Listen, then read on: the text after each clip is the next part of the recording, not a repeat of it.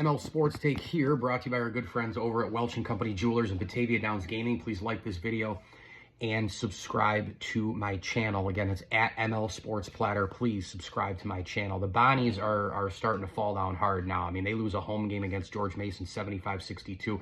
And the first couple immediate things I think about this game, number one, you know, now you're losing the home court advantage, right? I mean, the students are back, right? I believe they're back. It just doesn't sound that loud in there.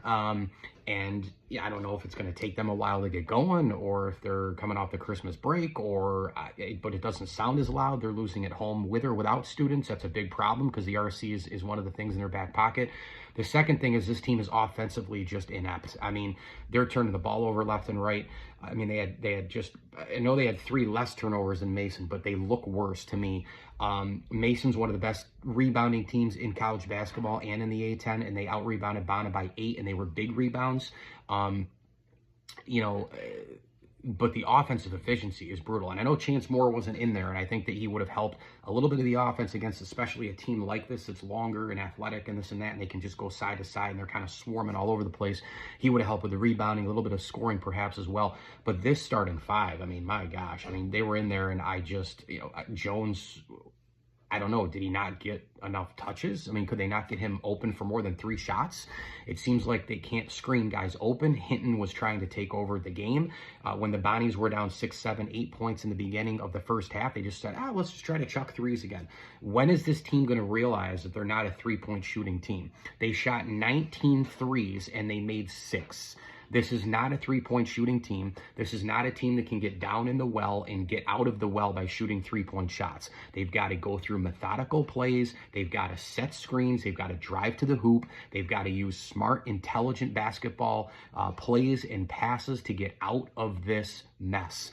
This is not an effective offense when they just chuck threes up all over the place and then they go back to the other direction and they don't defend the frickin' 3. They're 8 for 20, George Mason, in this game. That's 40%. That's the math.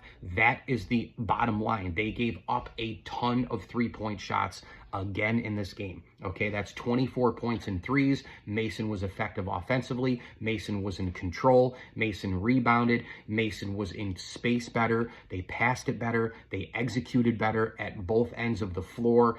They've got a couple of guys. I mean, this Anderson kid's really, really good. And Mason's 15-6 right now. And I got to tell you, I know Dayton came back with a victory last night and all the rest. VCU's been hot since Bona beat them. But I got to tell you, right now, George Mason looks like, and we're going to see this all year long with this conference because it's not a great conference.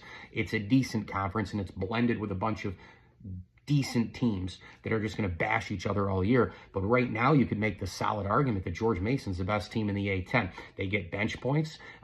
This Imizuru kid is coming off, giving you 11. I think that's how you say it. I have no idea. I had the volume down for probably 65-70% of this game last night. It was just mayhem. But they're doing great things in this game, these guys. I mean, Anderson and O'Connor. O'Connor was 2 for 6 from the floor, but he went 8 for 8 from free throws. And Mason, that was another one. They got to the hoop. They were smarter. They executed. They shot 19 free throws. They made every single one. As my buddy Brent Axe would say back in Syracuse, free throws matter, right? The Bonnies go 14 times, they make 10. Even if they made all theirs, they still would have lost. I mean, this was a double-digit loss, and they looked terrible in this game. And I know you can use excuses for injuries all day long, but the bottom line is Jones, Council, Hinton, Bologna, and Brown, if this starting 5 has to be rolled out quite a bit the rest of the year, and they are this out of sorts, I have gone now from Bonaventure being, I'm confident that they can beat anybody home and road, and I know that they had a little bit of a weak schedule in the beginning, to now feeling like I'm not sure that they can beat anybody because they can't score. And then when you can't score, and you know they can't defend the 3, and you know that they've played too much in zone.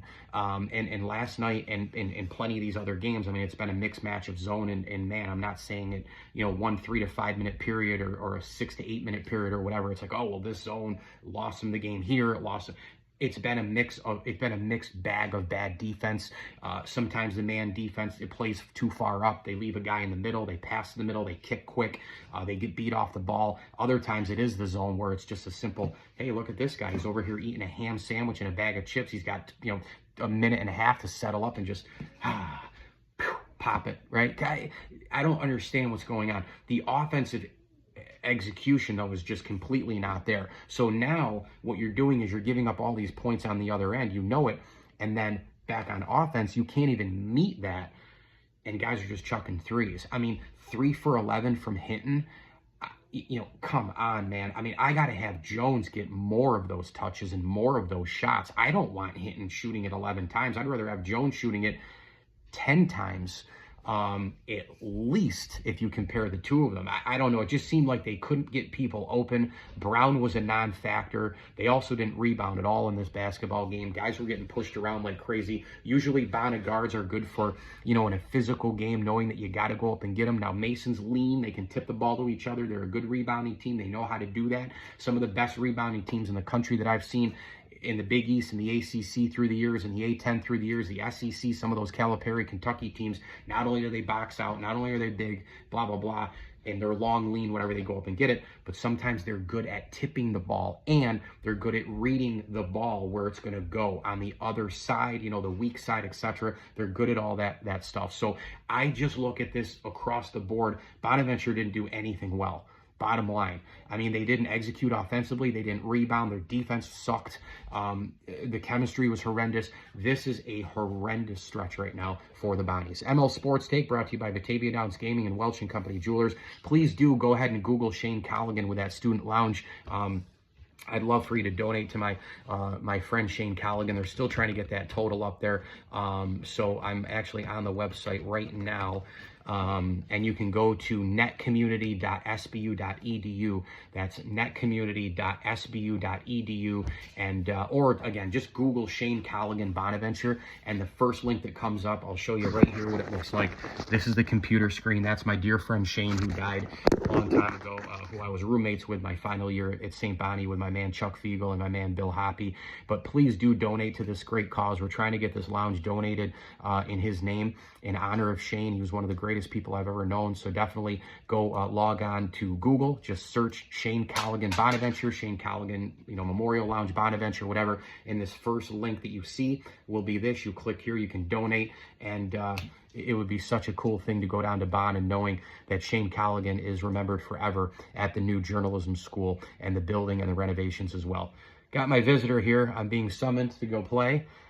So we're going to go play with Quinn right now, St. Bonaventure, in a little bit of a rut. Got to get some wins here. And again, it's all about the A-10 tournament at this point, because the regular season got to play for a double bye, which I don't even know if this team is capable right now. ML Sports Take brought to you by Batavia Downs Gaming and Stanley Law Offices. Please like this video. Subscribe to my YouTube channel at ML Sports Platter. See what I'm doing here? A little recap video, picking up heart things. I'm doing it all. And as I always tell you, enjoy the games.